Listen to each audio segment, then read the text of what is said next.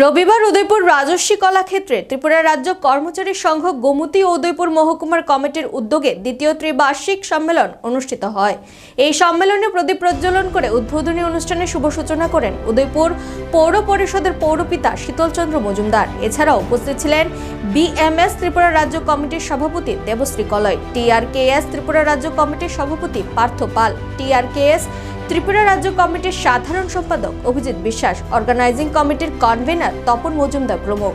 এই সম্মেলনের অর্গানাইজিং কমিটির কনভেনার তপন মজুমদার বলেন, ভারতীয় মজদুর সংঘ অন্যান্য শ্রমিক সংগঠনগুলোর মতো নয়, রাষ্ট্র এবং রাজ্যের কল্যাণই এই সংগঠনের মূল লক্ষ্য। তাই অতীত ভুলে গিয়ে নতুন সূর্যোদয়ের প্রত্যাশা নিয়ে সমস্ত কর্মচারীদের ঐক্যবদ্ধভাবে দেশ ও রাজ্যের জন্য কাজ করতে হবে। একই সাথে নিজেদের প্রাপ্য অধিকার নিয়েও কথা বলতে হবে। রাষ্ট্রের কি হবে তা নিয়ে ভাবনা চিন্তা করতে হবে। দেশের প্রগতির পাশাপাশি সঠিক কাজে সঠিক দাম পাওয়ার বিষয়টিরও অগ্রাধিকার থাকতে হবে। ত্রিপুরা রাজ্য কর্মচারী সংঘের দ্বিতীয় ত্রিবার্ষিক রাজ্য সম্মেলন উপলক্ষে লোক সমাগমের উপস্থিত ছিল বেশ লক্ষণীয়। 2018 সালের 21 সেপ্টেম্বর এই রাজস্বী কলাক্ষেত্রে প্রথম ত্রিবার্ষিক সম্মেলন হয়েছিল। সেই সম্মেলনে উদয়পুর মহকুমার টিআরকেএস এর সভাপতির দায়িত্ব আমার উপর অর্পণ করা হয়েছিল এবং সেই দায়িত্ব আপনাদের সহযোগিতায় আমি যতটুকু সম্ভব পালন করার এবং এগিয়ে নিয়ে যাওয়ার চেষ্টা করেছি।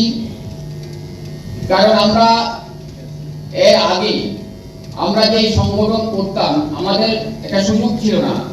রাজ্য কর্মচারী সংঘ নামে যে বর্তমান যে সংগঠন রাষ্ট্রহিত, প্রদেশহিত এবং কর্মচারী হিতে কাজ করছে, আমরা এই ধরনের কর্মচারী সংগঠনের সংস্পর্শে আসার আগে কোনো সুযোগ আমরা পাইনি।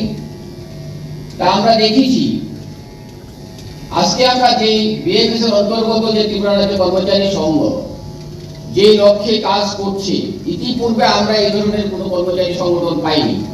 আগেকার সময় আমরা যে কর্মচারী সংগঠন করেছি, সেই কর্মচারী সংগঠনের একটাই লক্ষ্য ছিল employees organisation for benefit of the employees.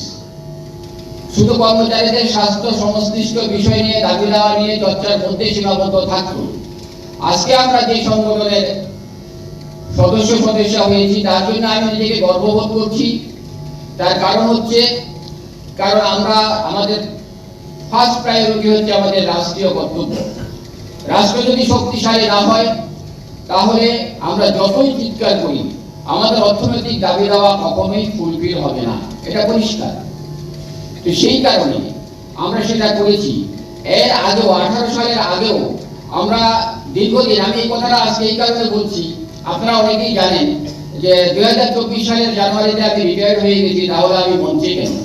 এই প্রশ্ন আকাশে বাতাসে ঘুরছে। আমি আমাদের সাব ডিভিশন লেভেলের যে বৈঠক, সেই বৈঠকে অন্তত দুইবার পদত্যাগ করেছি এবং গত 10ই জুলাই RRPM নেতৃবৃন্দ যেখানে উদয়পুরে বৈঠক করেছেন, আপনারা অনেকেই ছিলেন, ওনাদের কাছেও আমি বলেছি যেহেতু আমি রিটায়ার্ড হয়েছি, আমি সহযোগিতা করব, আমি এখানে থাকবো না। কারণ কাজ করার অনেক ক্ষেত্র রয়েছে, কিন্তু যাদেরকে নিয়ে আমি এতদিন চলেছি